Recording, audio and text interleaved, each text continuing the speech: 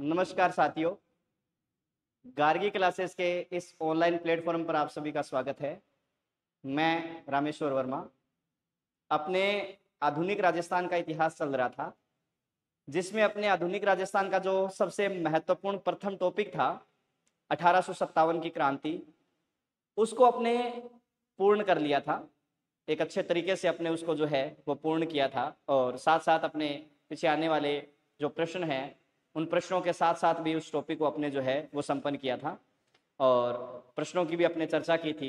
जल्द ही आपके जो है एक अलग से 1857 की क्रांति के संबंध में आपके एक पूरा का पूरा टेस्ट का जो वीडियो है वो आपके सामने हम लेके आएंगे। आज अपने आधुनिक राजस्थान के इतिहास की कड़ी में अगला टॉपिक जो प्रारंभ करने जा रहे हैं, दूसरा महत्वपूर्ण टॉपिक आधुनिक राजस्थान के इतिहास का, उसका नाम है किसान आंदोलन। क्या नाम है? किसान आंदोलन। अपने सबसे पहले इसी की चर्चा करने वाले हैं। अपने इसमें देखेंगे कि किसानों के द्वारा जो आंदोलन है उसके क्या कारण रहे थे। इसके बाद में अपने देखेंगे कि राजस्थान में सबसे विस्तृत महत्वपूर्ण किसान आंदोलन कौन सा था। उसके बाद में अपने देखेंगे कि अलग अलग क्षेत्रों में राजस्थान में कौन कौन से किसान आंदोलन हुए हैं। अपने इन सब की जो है वो धीरे धीरे वीडियो के माध्यम से चर्चा करते रहेंगे और आप हमारे साथ इसी प्रकार से जुड़े रहिए। आपका सहयोग ही और हमें जो है एक आगे नवीनतम और एक अच्छा मैटर देने और वीडियो बनाने का जो है वो एक प्रेरणा स्रोत के रूप में कार्य करता है। तो अपने प्रारंभ करते हैं अगला टॉपिक अपना, किसान आंदोलन। तो किसान आंदोलन सबसे पहले अपने जो ये किसान आंदोलन है, इस किसान आंदोलन के अपने सबसे पहले जो कारण की चर्चा करेंगे। किसकी चर्चा करने वाले हैं? कारण की चर्चा करने वाले हैं। सबसे पहले इसमें किसान आंदोलन के आपके क्या कारण रहे हैं, क्या कारण रहे हैं राजस्थान में किसान आंदोलन के कारण। राजस्थान में किसान आंदोलन के जो है वो कारण सबसे पहले अपने इनकी चर्चा करेंगे। देखो इसमें क्या है कि कारण में लगभग तो बेसिक सी बातें रहती है कि उस समय जो ब्रिटिश सत्ता थी उसने बहुत अधिक संख्या के अंदर जो है वो क्या लगा रखे थे, कर लगा रखे थे, जो कि किसान आंदोलन का क्या माना जा सकता है, एक प्रकार से कारण माना जा सकता है। और जितने भी आपके भू राजस्व से संबंधित कर हैं वह एक किसान आंदोलन का कारण बनेंगे।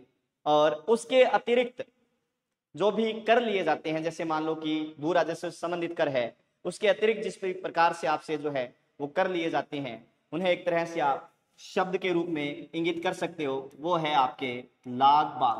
क्या कह सकते हो आप उनको? लाग बाग। लाग बाग का मतलब यही है, एक प्रकार का कर, एक प्रकार का टैक्स, ठीक है ना, जो आपके उपज इसके अतिरिक्त जो कर लिए जाते थे उन्हें जो है वो क्या कह सकते हैं? लाग बाग। अपने सुना भी होगा आपने कि राजस्थान का विस्तृत प्रसिद्ध किसान आंदोलन बिजोलिया, जिसमें लगभग किसानों से 84 प्रकार के कर लिए जाते थे। कितने प्रकार के? 84 प्रकार के कर लिए जाते, जिसमें उनके आय का अधिकतर हिस्सा मतलब लगभग आय का 80% भाग, ठीक है ना, वो आपके कर के रूप में ही चला जाता था। तो एक तरह से लाग बाग जो है एक प्रकार से आपके जो है वो उपज इसके अतिरिक्त जो कर लिए जाते थे वह क्या कहलाते हैं? लाग बाग के रूप में कह सकते हो। या सिंपल भाषा में पूछे तो लाग बाग क्या है? एक प्रकार का कर है। लाग बाग क्या है? एक प्रकार का कर है। इसके अलावा आपके कर वसूलने की कुछ पद्धतियां हुआ करते थे अपने, थोड़ा सा मैं आपको बता देता हूं। एक पद्धति का नाम आता है आपके लाटा कुंता पद्धति। कौन सी पद्धति आती है? लाटा कुंता पद्धति। लाटा कुंता पद्धति क्या थी कि जैसे मान लो कि ये फसल है और ये खड़ी फसल है, मान लो किस प्रकार की फसल है? खड़ी फसल है, ठीक है ना। और इसके बाद में आपके फसल निकाल दी और फसल का क्या बन गया? आपके ढेर बन गया। फसल का क्या बना दिया गया? ढेर बना दिया गया। ये आपके खड़ी फसल है, जैसे मान लो कि फसल का ढेर है, अर्थात फसल निकाल दी गई है या फिर अनाज वो है वो निकाल लिया गया है, इस प्रकार से फसल का ढेर है। अब खड़ी फसल पर राजस्व अधिकारी आएगा, आंकलन करेगा और कर का निर्धारण करेगा। किस पर? खड़ी फसल पर राजस्व अधिकारी आएगा, आंकलन करेगा और कर का क्या कर देगा? निर्धारण कर देगा। इसी पद्धति को बोला जाता था कुंता पद्धति। क्या बोला जाता था? आपके कुंता पद्धति, ठीक है ना। कि खड़ी फसल पर राजस्व अधिकारी के द्वारा जो आंकलन किया जाता उसे आपके कुंता पद्धति के रूप में उल्लेखित किया गया है। और बड़ी फसल मतलब फसल का जो ढेर है, उस फसल के ढेर के लिए राजस्व अधिकारी जो है वो आता था और आने के पश्चात इस पे मतलब कह दिया कि ये इतना कर जो है वो राजस्व के रूप में जाएगा और ये बचा हुआ ये इतना जो है धन वो राजस्व के रूप में जाएगा। मतलब जो अनाज है, धन का मतलब यहाँ अनाज है, और ये इतना जो अनाज है या फसल का जो ढेर है वह किसान अपने पास में रख सकता है। तो इस प्रकार से जो है कि वो क्या लगा रखे थे उन्होंने, ये पद्धति जो है, ये पद्धति कुंता, ये लाटा पद्धति जो है ये कर आंकने की पद्धति थी। मतलब कुंता पद्धति का मतलब खड़ी फसल पर कर का अनुमान लगाना, या इस प्रकार से जो है कह दिया कि भाई इतनी जो खेती है वो आपके राजस्व के रूप में है और बची हुई जो फसल है वो आप किसान अपने पास रख सकता है। और फसल के ढेर पर जो है वो कर का आंकलन करना एक प्रकार से कौन सी पद्धति हो जाएगी आपके, कौन सी पद्धति कहलाती थी? बड़ी फसल पर या फसल के ढेर पर आंकलन करना कौन सी पद्धति? लाटा पद्धति। और खड़ी फसल पर जो है आंकलन करना वो कौन सी पद्धति? आपके कुंता पद्धति कहलाती थी। लेकिन कुछ एक दो इतिहासकारों ने इस प्रकार से इसको लिखा है कि फसल के ढेर से कर का निर्धारण करना, या फसल के ढेर को लाटा बोल दिया और इससे कुंतना कर का निर्धारण करना वो लाटा कुंता पद्धति के रूप में लिया जा सकता है। तो अर्थात ये दोनों ही रूप में बताई गई है। लाटा कुंता किस प्रकार से थी कि एक तो फसल का ढेर है उसके रूप में कर का निर्धारण करना, और एक आपकी खड़ी फसल पर निर्धारण करना, ये लाटा पद्धति है और ये कुंता पद्धति है। लेकिन कुछ इतिहासकारों ने ये कहा है फसल के ढेर इसको कूंतना वो कौन सी पद्धति कहलाती है? लाटा कुंता पद्धति कहलाती है। इसी रूप में एक पद्धति और हुआ करती थी जो कर के रूप में थी आपके, उसे बोला जाता था कांकड़ डोरी पद्धति। इसका मतलब ये कह सकते हो कि जैसे मान लो खेत है, ये क्या है? एक प्रकार से खेत है। इस खेत के चारों कॉर्नर पर, इस खेत के इस प्रकार से चारों कॉर्नर पर आप क्या हो सकते हो? खड़े हो जाए। और आप तो क्या, हम क्या खड़े होंगे? राजस्व अधिकारी चारों कॉर्नर पर आते, रस्सी से फसल को, ये जो खेत था इसको नापते चारों ओर से, और उसके बाद में इस पर किसका निर्धारण कर देते थे? कर का निर्धारण कर देते थे। इस पर किसका निर्धारण कर देते? आपके कर का निर्धारण कर देते थे। इसी पद्धति को आपके कांकड़ डोरी पद्धति जो है वो कहा जा सकता है। क्या कहा जा सकता है? कांकड़ डोरी। तो ये कर आंकने की कुछ पद्धतियां थी जिसके आधार पर जो है वो किसानों से कर लिया जाता था, जो कि आपके किसान आंदोलन का कारण एक तरह से माना जा सकता है। इसके अलावा लाग बाग हो गई, लाटा कुंता हो गई। इसके अलावा आपके जो है एक अन्य पद्धति अगर हम बात करें तो पद्धति क्या या अन्य अपने इसका कारण के रूप में देखें तो वो आपके एक तरह से सामंती जुल्म भी रह सकते हैं कि उस समय जो सामंत थे, है ना, वो सामंत लोगों के जो है वो क्या है कि इनके द्वारा भी जो है वो किसानों पर अत्याचार किए गए। इनके द्वारा भी एक्स्ट्रा जो अंग्रेजी सरकार के जो कर थे उसके अलावा भी जो कर इनके द्वारा जो थोप दिए गए थे, वह भी सामंती जुल्म भी जो है वो किसान आंदोलन का क्या माना जा सकता है? एक तरह से कारण माना जा सकता है। इसके अलावा आपके एक प्रथा थी जिसका नाम क्या था? बेगार प्रथा। कौन सी प्रथा? बेगार प्रथा। बेगार प्रथा का मतलब यही होता है कि मान लो कि अब खेत में कोई काम नहीं है, खेत में कोई काम नहीं है, तो यही सामंत लोग क्या किया करते? किसान या उनको जो है अपने घर पे कार्य स्टार्ट कर लेते और उनको बुला लेते, भी आपके कोई काम तो है नहीं, बेला तो हो ही थे और आ जाओ।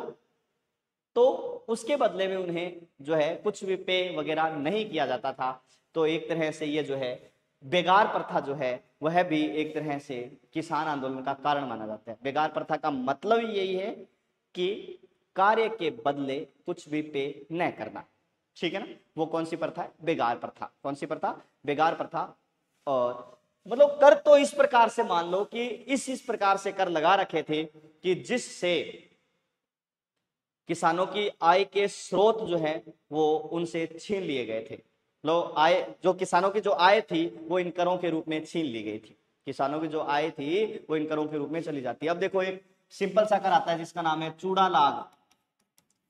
चूड़ा लाग का मतलब ये होता है कि ठाकुर और उस ठाकुर के घरवाली ठकुराइन जब नया चूड़ा खरीद कर लाती, क्या करती? नया चूड़ा जब खरीद कर लेकर आती, ठाकुर के घरवाली ठकुराइन जब नया चूड़ा खरीद कर लाती, तब बताते हैं कि उस चूड़े के मुंह दिखाई की रस्म होती है। एक तरह से पूरे गांव में ढिंडोरा पिटवाया जाता कि आज ठाकुर के घरवाली ठकुराइन नया चूड़ा लेकर आई है, कल सुबह 9 बजे या 10 बजे उसके मुंह दिखाई की रस्म है। अब आभूषण का नाम ले महिलाएं तैयार सबसे पहले, है ना। तो इस प्रकार से जो है कि वो कहते हैं कि जब वो महिलाएं वो चूड़ा देखने के लिए जाती तो उसे उपहार स्वरूप कुछ न कुछ जो है वो देकर आती थी, जिसे चूड़ा ला कहा जाता है। अरे रामरूमी कर भी लगता था, रामरूमी कर लगता था। सामंत के घर के आगे से गुजरना तो कर, मतलब इस प्रकार से जो है कि आपके बहुत सारे कर जो है वो निर्धारित कर रखे थे। कुछ करों की चर्चा अपने जब किसान आंदोलन पढ़ेंगे अपने उनमें करेंगे, तो आपको ये थोड़ा सा कारण के रूप में ध्यान रखना है कि मेन कारण किसान आंदोलन के क्या क्या रहे हैं। तो मेन कारण जैसे मान लो कि आपकी एक तरह से लाग बाग है, लाग बाग आपके किसान आंदोलन का क्या माना जाता है, एक कारण माना जाता है। लाग बाग लाटा कुंता पद्धति आपके जो है वो किसान आंदोलन का कारण। लाग बाग मतलब, लाग बाग का मतलब यही है कि आपके उपज उसके अतिरिक्त जो कर लिए जाते हैं वो क्या कहलाते हैं, लाग बाग। लाटा कुंता पद्धति थी, मतलब कर आंकने की पद्धति है एक तरह से। और बेगार प्रथा आप जानते ही हो, कार्य करवा लिया पर बदले में कुछ नहीं। सामंती जुल्म, सामंतों ने भी तरह तरह के क्या लगा रखे थे, कर लगा रखे थे। अब अपने आगे जो है महत्वपूर्ण रूप से इनमें चर्चा करते हैं। तो यहां पर आपको अब एक लाइन याद रखनी है, और वो लाइन क्या है, वो जो आपको याद रखनी है वो लाइन ये है कि 22 जून 1880 ईस्वी को, कब है, 22 जून 1880 ईस्वी को चित्तौड़गढ़ के, कौन से क्षेत्र के, चित्तौड़गढ़ के रासमी तहसील के, कौन सी तहसील, चित्तौड़गढ़ के रासमी तहसील के मातरकुंडिया नामक स्थान पर, कौन से स्थान पर, मातरकुंडिया नामक स्थान पर जाटों के द्वारा, इनके द्वारा, जाटों के द्वारा जो है वो क्या चलाया गया था, किसान आंदोलन चलाया गया था। जाटों के द्वारा क्या चलाया गया, किसान आंदोलन चलाया गया था। और यह एक तरह से आप कह सकते हो कि मेवाड़ का सर्वप्रथम किसान आंदोलन था। बड़ा इंपॉर्टेंट है ये प्रश्न, ऐसे कैसे ही बनता है, जैसे पूछ लेना कई बार पेपर में आता है कि मेवाड़ का पहला सर्वप्रथम किसान आंदोलन कौन सा है, तो अपने उत्तर चेप के आते हैं बिजोलिया, लेकिन बिजोलिया नहीं है यहाँ। 22 जून 1880 ईस्वी को चित्तौड़गढ़ के रासमी तहसील के मातरकुंडिया नामक स्थान पर, है ना, पूरा ऐसे कैसे याद रखना है कि 22 जून 1880 ईस्वी को चित्तौड़गढ़ के रासमी तहसील के मातरकुंडिया नामक स्थान पर जाटों के द्वारा एक आंदोलन चलाया गया था, जो मेवाड़ क्षेत्र का सर्वप्रथम किसान आंदोलन माना जाता है। कौन से क्षेत्र का, मेवाड़ क्षेत्र का सर्वप्रथम किसान आंदोलन माना जाता है, जो कि चित्तौड़गढ़ के कौन सी तहसील के, रासमी तहसील के कौन से स्थान पर, मातरकुंडिया नामक स्थान पर जो है वो जाटों के द्वारा ये आंदोलन चलाया गया था। मोस्ट इंपोर्टेंट दिमाग में बैठा लेना, 22 जून 1880, 22 जून 1880 ईस्वी, चित्तौड़गढ़ रासमी तहसील मातरकुंडिया नामक स्थान, जाटों के द्वारा आंदोलन। प्रश्न में ऐसे कैसे ही छपेगा, कुछ एक शब्द, कुछ एक पंक्तियां वो आपके काट के उसमें ऑप्शन में दे देंगे। जैसे मान लो 22 जून 1880 काट के ऑप्शन में दे दी, आपके मातरकुंडिया काट सकते हैं, आपके जाट काट सकते हैं। कई बार क्या है कि जैसे मान लो कि काट दिया, जाट काट के ऑप्शन में लिख दिया, ऑप्शन में लिख दिया, प्रश्न पूछ लिया कि मातरकुंडिया में कौन सा किसान आंदोलन हुआ था, तो अपने ऑप्शन में सबसे पहले जाट ही काटते हैं। जाट यहाँ थोड़ी थी, जाट तो भरतपुर धौलपुर साइड में। तो लेकिन ध्यान से 22 जून 1880 स्थान कौन सा, मातरकुंडिया, ध्यान रखना, जाटों के द्वारा आंदोलन किया गया था। इंपॉर्टेंट याद रखना है आपको, ठीक है ना। अब अपने थोड़ा आगे बढ़ते हैं। अब अपने जिस किसान आंदोलन की चर्चा करने वाले हैं, बड़ा ही शानदार किसान आंदोलन राजस्थान का, और उस किसान आंदोलन का नाम है, क्या नाम आता है आपके, उसका नाम है आपके बिजोलिया किसान आंदोलन। कौन सा किसान आंदोलन है, बिजोलिया किसान आंदोलन। कौन सा आंदोलन है, बिजोलिया किसान आंदोलन, ठीक है ना। अब अपने जिसकी चर्चा करेंगे उसका नाम है बिजोलिया किसान आंदोलन। कौन सा, बिजोलिया किसान आंदोलन। अब अपने इसकी चर्चा करने वाले हैं। देखो बिजोलिया, प्रारंभ में यह बिजोलिया भीलवाड़ा में था, ठीक है ना। प्रारंभ में ये, सॉरी प्रारंभ में क्या, अभी भी भीलवाड़ा में है बिजोलिया। इस बिजोलिया का प्राचीन नाम जो है वो आपके क्या है, विज्यावली है। क्या नाम है बिजोलिया का प्राचीन नाम, विज्यावली है। एक तरह से कर्नल टोड ने भी उल्लेखित किया इस नाम को विज्यावली के नाम से।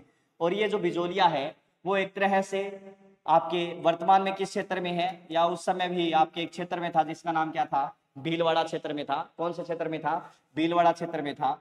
और यह किसका हिस्सा है, तो ऊपरमाल की जागीर का हिस्सा है। किसका हिस्सा है, ऊपरमाल की जागीर का हिस्सा है।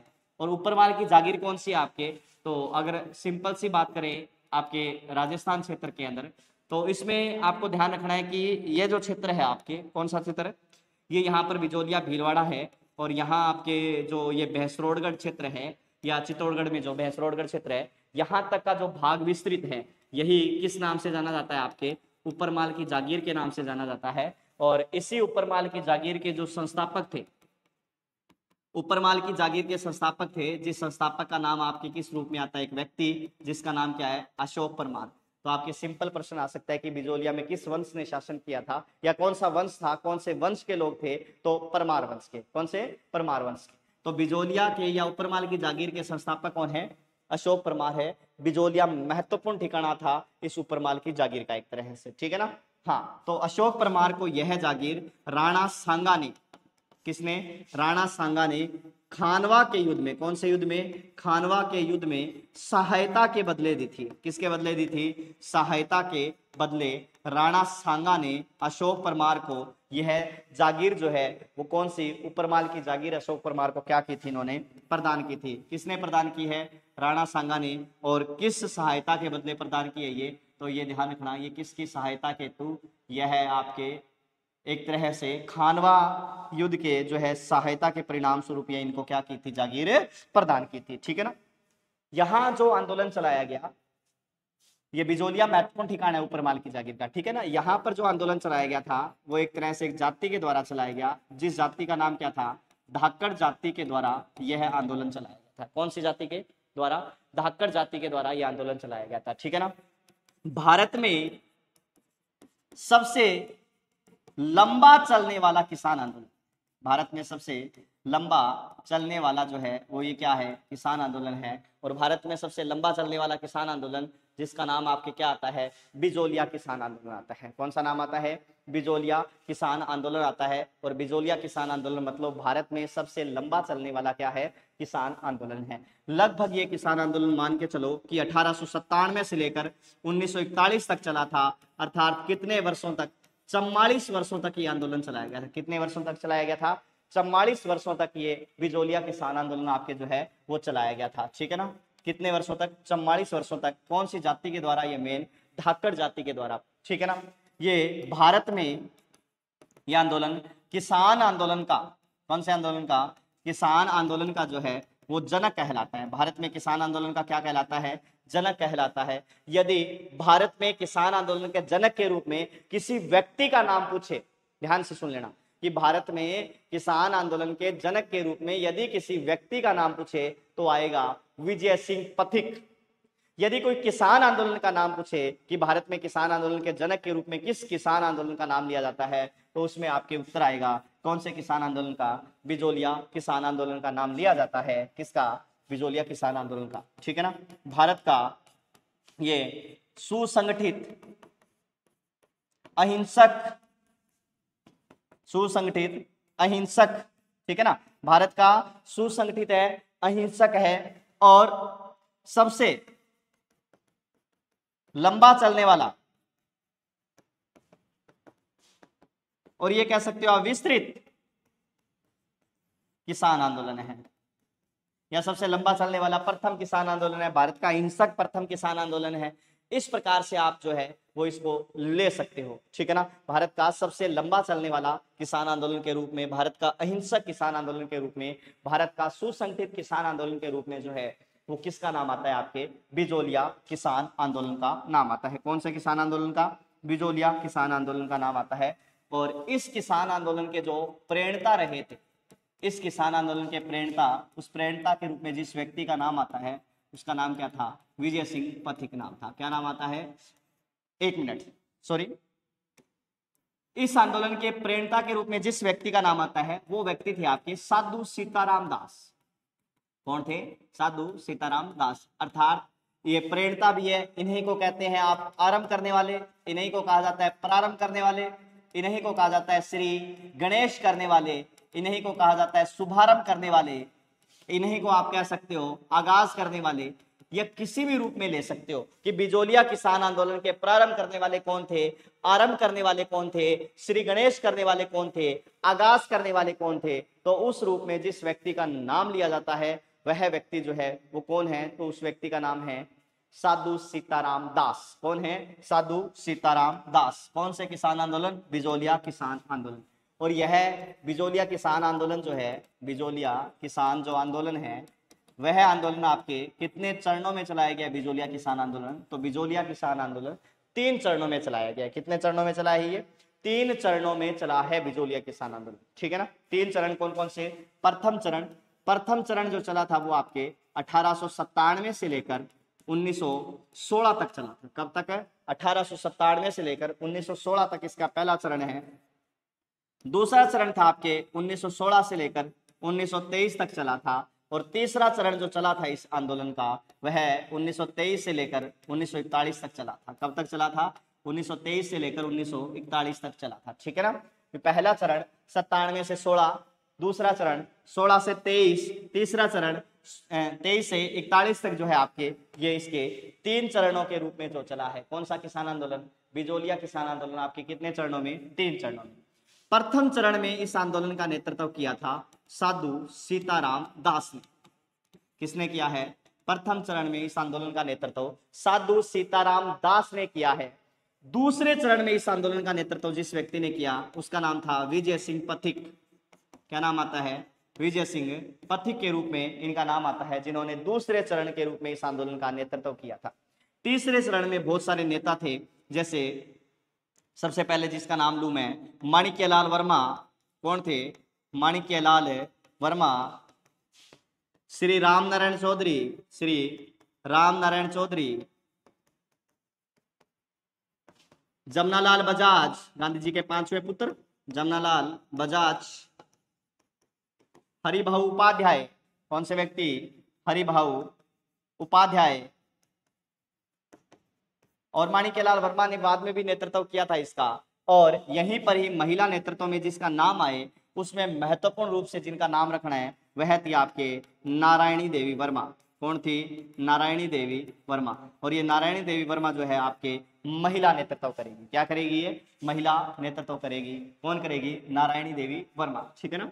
नारायणी देवी वर्मा जो है वो महिला नेतृत्व करेगी, माणिक्यलाल वर्मा की पत्नी नारायणी देवी वर्मा। तो ये कितने चरणों में चला है बिजोलिया किसान आंदोलन? तो बिजोलिया किसान आंदोलन आपके 3 चरणों में चला है। 97 से 16 साधु सीताराम दास ने इसका नेतृत्व किया है। उसके बाद में 16 से 23 विजय सिंह पथिक ने इसका नेतृत्व किया है। 23 से 41 माणिक्यलाल वर्मा, श्री रामनारायण चौधरी, जमनालाल बजाज, हरिभाऊ उपाध्याय, इन्होंने इस चरण का क्या किया है? नेतृत्व किया है। और महिला नेतृत्व में किसका नाम आता है आपके? महत्वपूर्ण रूप से नारायणी देवी वर्मा का नाम आता है। किसका नाम आता है? नारायणी देवी वर्मा का। अब अपने बात करते हैं सन 1897 ईस्वी। बिजोलिया आंदोलन क्या हो गया? 97 में प्रारंभ हो गया। बिजोलिया किसान आंदोलन 97 में क्या हो गया? प्रारंभ हो गया। अब देखो क्या 1897 ईस्वी की बात है। गंगाराम धाकड़ के पिता के मृत्यु भोज के अवसर पर, किसके? गंगाराम धाकड़, बिजोलिया के जो सरपंच वगैरह साहब थे, उनके पिता के मृत्यु भोज के अवसर पर बहुत सारे किसान क्या हुए थे? एकत्रित हुए थे। गंगाराम धाकड़ के पिता के मृत्यु भोज के अवसर पर बहुत सारे किसान क्या हुए? इसमें एकत्रित हुए। अब किसान एकत्रित हुए, अब बेड़ा बेड़ा भाई मीटिंग होगी। फिर मीटिंग इस रूप में हुई कि विचार विमर्श किया गया कि अपने यहाँ के जो ठिकानेदार है वो इतने प्रकार के कर लेते हैं, इस प्रकार से कुछ। तब बताते हैं कि इन्होंने आपस में विचार विमर्श करके एक निर्णय निकाला कि क्यों न इस बात का पता मेवाड़ शासक को लगाया जाए। और मेवाड़ के शासक कौन थे उस समय? मेवाड़ के शासक कौन थे? मेवाड़ के राजा थे फतेह सिंह। कि क्यों न इस बात का पता मेवाड़ के शासक, मेवाड़ के राजा फतेह सिंह को लगाया जाए। क्या पता वो अपने कुछ रियायतें प्रदान करते, क्या पता वो ठिकानेदार को जो है फटकार लगा दे। क्योंकि इस समय जो ठिकानेदार का नाम आता है, इस समय बिजोलिया के जो ठिकानेदार थे उस ठिकानेदार का नाम था राव कृष्ण सिंह। कौन थे? राव कृष्ण सिंह, ठीक है ना।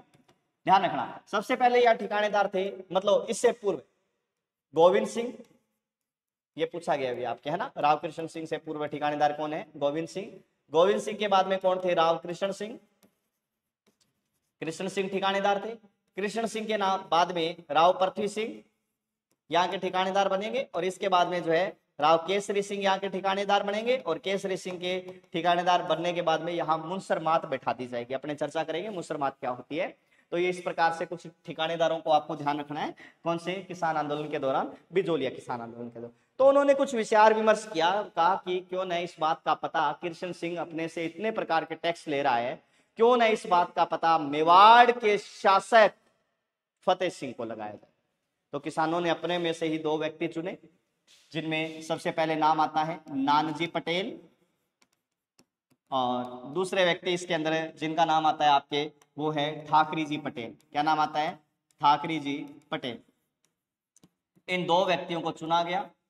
दोनों व्यक्तियों ने इन्होंने क्या किया, एक प्रपत्र तैयार किया, अपनी समस्याओं को उस प्रपत्र में लिखा और निश्चय तो इस प्रकार से जो है कार्य किए गए। किसानों ने प्रपत्र एप्लीकेशन तैयार करके इन दोनों को सौंप दी, और ये दोनों जो है ये किसके पास में पहुंचे? मेवाड़ महाराणा, जो उनका दफ्तर वगैरह बना हुआ था, वहां पर पहुंचे। अब ये एप्लीकेशन वहां पर लगा के आ गए। अब सरकारी काम आपको पता है कैसे होता है फिर, है ना। तो उसी प्रकार से लगभग 6 महीने बाद में फतेह सिंह ने कोई इस एप्लीकेशन को देखा। देखने के बाद में अपना जो राजस्व अधिकारी था, जिसका नाम था हमीद हुसैन, क्या नाम था? हमीद हुसैन नाम के एक राजस्व अधिकारी को, किसको? हमीद हुसैन नाम के राजस्व अधिकारी को बिजोलिया भेजा कि जा वहां जाकर पता लगा करा कि क्या किसानों की समस्याएं है, क्या इतनी किसानों की समस्याएं है क्या। तब बताते हैं कि ये पता लगाने के लिए गए, बिजोलिया का निरीक्षण किया, पूछताछ की, तो वापस आए। आने के बाद में फतेह सिंह को कहा कि हाँ जी, बिजोलिया की जो है किसानों की ये समस्याएं हैं, अर्थात किसानों की समस्याओं को सही ठहराया, लेकिन बाद में बस कार्य रफा दफा सा हो गया था, कुछ काम नहीं हुआ। इस बात का पता जब राव कृष्ण सिंह को लगा, जब राव कृष्ण सिंह को इस बात का पता लगा, तो राव कृष्ण सिंह ने क्या किया, बिजोलिया में ही 1903 में जो है कि एक कर लगा दिया, जिस कर का नाम क्या था? चौमरी कर। आंदोलन कब प्रारंभ हुआ? आंदोलन 1897 में। और प्रारंभिक नेतृत्व किस व्यक्ति ने किया था? साधु सीताराम दास, है ना। इन्होंने, ये पुस्तकालय विभाग में थे, यहाँ पुस्तकालय विभाग की जो नौकरी थी इन्होंने छोड़ दी थी, बताते हैं। तो 1903 ईस्वी के अंदर यहाँ के ठिकानेदार राव कृष्ण सिंह ने बिजोलिया के किसानों पर एक कर और थोप दिया, जिस कर का नाम क्या था? जिस कर का नाम था चौमरी कर। कौन सा कर है? चौमरी कर। अर्थात यदि कोई किसान अपनी लड़की का विवाह करेगा तो 5 रुपए ठिकाने में जमा करवाने पड़ेंगे। कितने रुपए? 5 रुपए ठिकाने में जमा करवाने। उस समय 5 रुपए बहुत होते थे, है ना। बताते हैं कि किसानों ने 2 वर्ष तक अपनी लड़कियों के विवाह ही नहीं किए।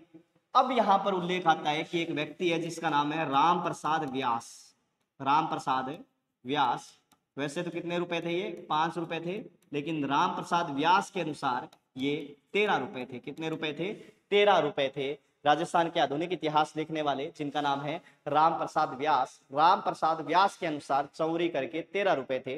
परिणाम यह लिखना कि किसानों ने 2 वर्ष तक अपनी लड़कियों के विवाह तक ही नहीं किए थे। इसके बाद में क्या हुआ? 1906 में विरोध हुआ तो ये बंद कर दिया गया था। 1906 में कृष्ण सिंह की मृत्यु हो गई। कृष्ण सिंह की क्या हो गई थी? मृत्यु हो गई। और नया ठिकानेदार बना था 1906 में, जिस ठिकानेदार का नाम था, क्या नाम था? पृथ्वी सिंह। नया ठिकानेदार कौन बना?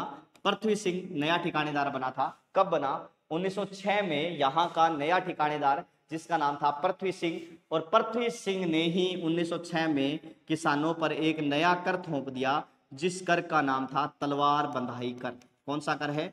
तलवार बंधाई कर जो है वो इसने लगा दिया 1906 ईस्वी के अंदर। ये पहले क्या है कि मुगल लिया करते थे, मुगल अपने अधीनस्थ राजाओं से, सामंतों से लिया करते थे।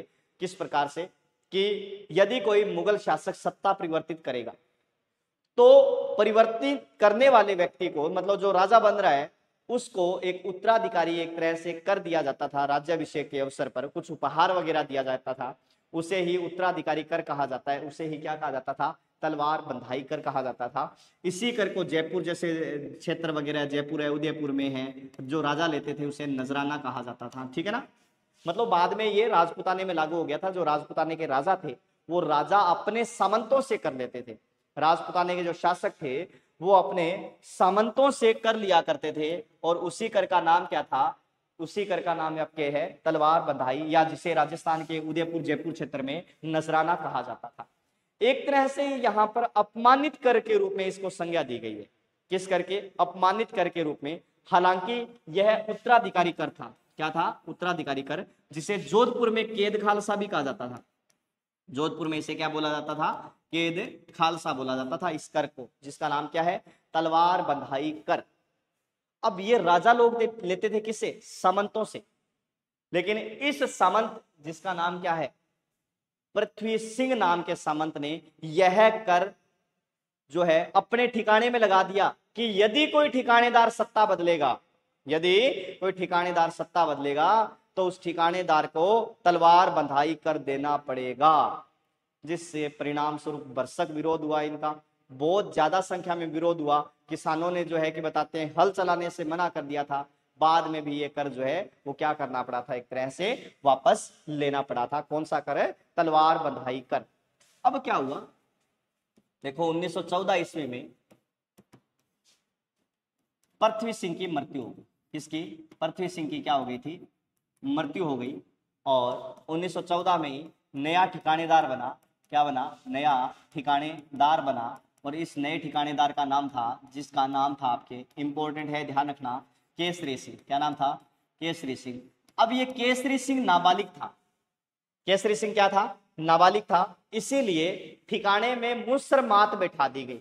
ठिकाने में क्या किया गया? मुसरमात बैठा दी गई। मुसरमात का मतलब होता है, मुसरमात बैठा दी गई, इसका मतलब होता है यदि ठिकानेदार सत्ता नहीं संभाल सकता तो उसके स्थान पर किसी दूसरे व्यक्ति को नियुक्त कर दिया जाएगा।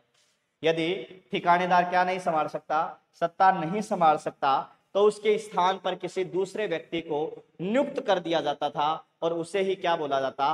मुसरमात बोला जाता था। उसे क्या बोला जाता था? आपके मुसरमात बोला जाता था। क्या बोलते थे? मुसरमात बोलते थे। और ठिकाने में क्या बैठा दी गई थी? आपके मुसरमात बैठा दी गई थी। बिजोलिया ठिकाने में क्या बैठा दी गई? मुसरमात बैठा दी गई थी। इंपॉर्टेंट है, ध्यान रखना। और अमर सिंह राणावत को, किसको? अमर सिंह राणावत को यहां का मुंसरिफ बनाया गया था। क्या बनाया गया? मुंसरिफ। ठीक है ना। और डूंगर सिंह भाटी नाम का एक व्यक्ति था, डूंगर सिंह भाटी, और डूंगर सिंह भाटी को यहाँ का नायब मुंसरिफ बनाया गया था। क्या बनाया गया था? नायब मुंसरिफ बनाया गया था। नायब मुंसरिफ। ठीक है ना, मतलब एक तरह से डूंगर सिंह भाटी को नायब मुंसरिफ और अमर सिंह राणावत को इसका क्या बना दिया गया था? मुंसरिफ बना दिया गया था। इसने थोड़ी किसानों की समस्या वगैरह को देखा, और देखकर जो कर 1/2 था उसे घटाकर 1/3 कर दिया था। कितना कर दिया? 1/2 था, उससे घटाकर 1/3 कर दिया था। लेकिन करे क्या? अंग्रेजी सरकार माने का 1914 से लेकर 1918 के बीच में फर्स्ट वर्ल्ड वॉर प्रारंभ हो गया, प्रथम विश्व युद्ध प्रारंभ हो गया, जिसके परिणाम स्वरूप अंग्रेजी सरकार ने भारतीय लोगों पर युद्ध चंदे के रूप में, किसके रूप में? युद्ध चंदे के रूप में एक कर और थोप दिया। क्या कर दिया? एक कर और थोप दिया कि युद्ध चंदे के रूप में 14 से 18 के बीच में फर्स्ट वर्ल्ड वॉर जो प्रारंभ हो गया था, इसके परिणाम स्वरूप भारतीय जनता पर युद्ध चंदे के रूप में एक कर जो है वो और थोप दिया गया। और ये किसके द्वारा थोप दिया गया? ब्रिटिश सरकार के द्वारा। किसके द्वारा? ब्रिटिश सरकार के द्वारा थोप दिया गया था। उसके बाद में 1915 वगैरह आ जाएंगे, विजय सिंह पथिक जो है एंट्री करेंगे, और यहाँ तक जो है इसका पहला चरण जो है बिजोलिया का वो क्या होता है? समाप्त होता है। बिजोलिया किसान आंदोलन का पहला चरण क्या होता है? समाप्त। मतलब पहले चरण की जो प्रतिक्रियाएं थी वो अपने देख ली है। ठीक है ना। अब देखो बिजोलिया किसान आंदोलन थोड़ा पढ़ लीजिए आप। प्राचीन नाम विजयावली, उपरमाल की जागीर का हिस्सा है ये।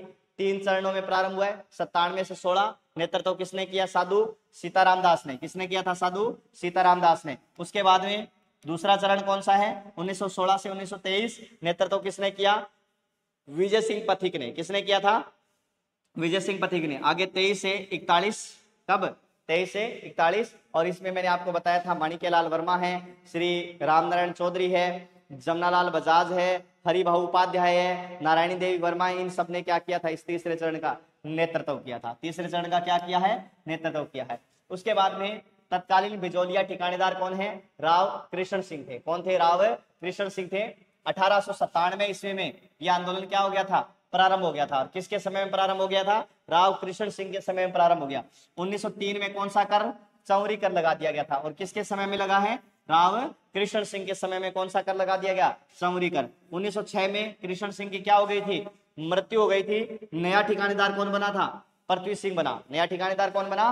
पृथ्वी सिंह। और इसने नया ठिकानेदार बनते ही कौन सा कर लगा दिया? पृथ्वी सिंह के द्वारा तलवार बंधाई कर लगा दिया गया। कौन सा कर लगा दिया गया था? तलवार बंधाई जो है वो कर यहाँ इन पर जो है वो लगा दिया गया था। किस पर? किस पर लगा दिया गया? यहाँ की जनता पर। उसके बाद में 1914 पृथ्वी सिंह की मृत्यु और नया ठिकानेदार जो है वो कौन बना था? आपके केसरी सिंह बना था। क्या कौन बना था? केसरी सिंह। और क्या बैठा दी गई थी? मुसरमात बैठा दी गई थी। क्या बैठा दी गई थी? मुसरमात। अब इस किसान आंदोलन में एक नए व्यक्ति की एंट्री होती है। अब अपने उसकी थोड़ी सी चर्चा करेंगे। एक व्यक्ति था बुलंदशहर यूपी का रहने वाला, जिस व्यक्ति का नाम था भूप सिंह गुज्जर। क्या नाम था? भूप सिंह गुज्जर। ठीक है ना?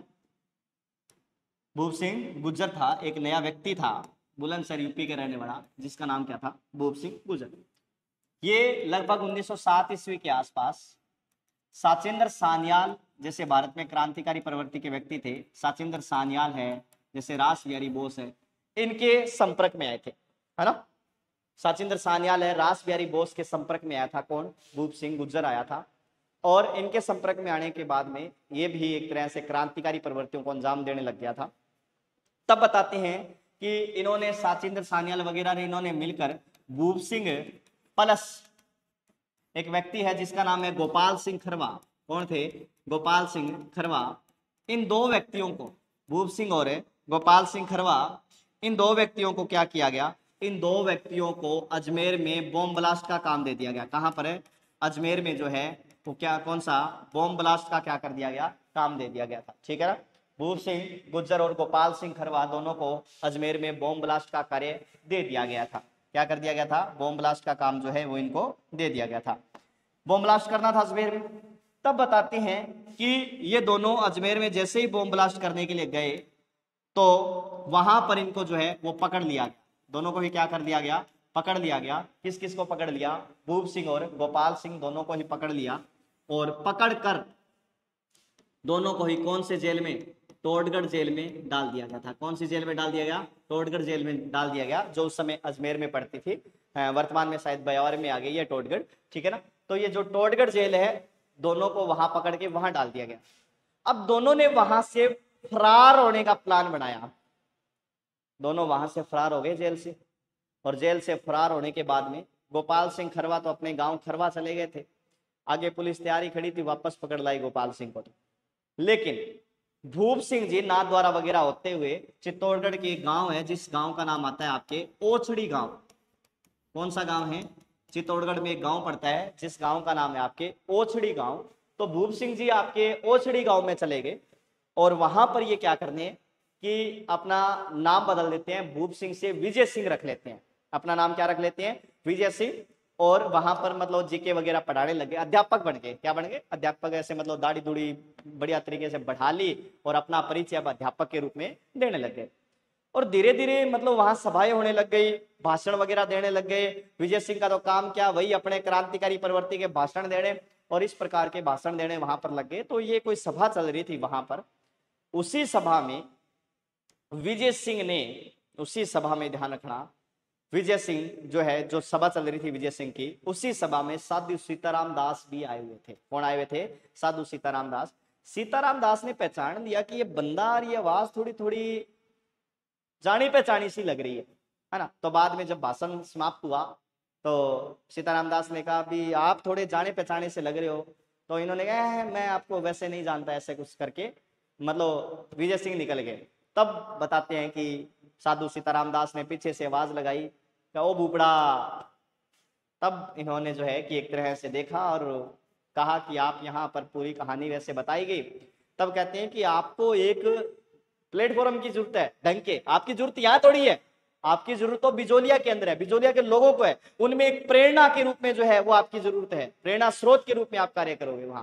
तो इस प्रकार से विजय सिंह को साधु सीताराम दास पकड़ के कहां ले गए, बिजोलिया ले गए। कहां ले गए पकड़ के, बिजोलिया ले गए, ठीक है ना। तो साधु सीताराम दास के कहने पर विजय सिंह जो है वो विजय सिंह कहाँ जाएंगे, बिजोलिया जाएंगे। कहाँ जाएंगे, बिजोलिया। और बिजोलिया में आगे की प्रक्रिया ही करेंगे। एक तो ध्यान रखना, इन्होंने वहीं पर ही विद्या प्रचारिणी सभा की स्थापना की थी। किसकी, विद्या प्रचारिणी सभा जो है वो साधु सीताराम दास वगैरह के साथ मिलकर जो है ये कार्य किया गया था। एक इनकी संस्था थी भूप सिंह की या विजय सिंह की, जिसका नाम था वीर भारत समाज। वीर भारत समाज नाम की इनकी एक संस्था थी। किसकी, विजय सिंह की, ठीक है ना। और एक ध्यान रखना, एक वीर भारत सभा और वीर भारत सभा। ये वीर भारत सभा जो है वो केसरी सिंह बारट की है। किसकी है, केसरी सिंह बारट की है। और इसमें इनके सहयोगी ये गोपाल सिंह ही थे, ठीक है ना। तो ये केसरी सिंह बारट की है वीर भारत सभा, और ये किसके, वीर भारत समाज जो है वो विजय सिंह की है, ठीक है। और अब इन्हीं सभी के कहने पर, इन सब के कहने पर अब विजय सिंह पथिक की जो एंट्री होगी वो कौन से स्थान पर होगी, विजय सिंह पथिक की एंट्री बिजोलिया में होगी। और 1916 में विजय सिंह पथिक बिजोलिया किसान आंदोलन का क्या करेंगे, नेतृत्व करेंगे। अब विजय सिंह पथिक आएंगे, आने में थोड़ा समय लगेगा, तो आगे की अपनी चर्चा करेंगे कल। आज के लिए इतना ही। Thank you for today. यदि आपको हमारा ये वीडियो पसंद आया है तो लाइक कीजिएगा, शेयर कीजिएगा, और यदि आपने हमारे चैनल को अभी तक सब्सक्राइब नहीं किया है तो उसको भी सब्सक्राइब कीजिएगा, और बोलते हैं ना वो बेल आइकन पर भी क्लिक कीजिएगा। तो इसी के साथ ही अपने विजय सिंह पथिक के साथ मिलते हैं कल। आज के लिए इतना ही। Thank you for today.